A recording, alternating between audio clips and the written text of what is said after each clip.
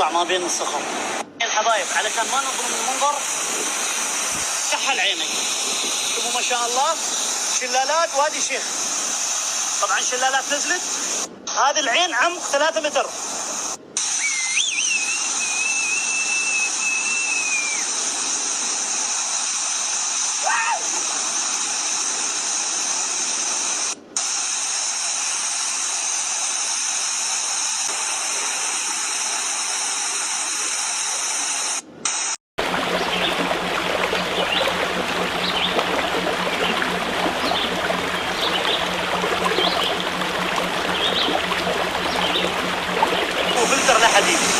في ظفار 2023 ما شاء الله المكان ما تتفرق ابدا، والله العظيم روعه من الاخر.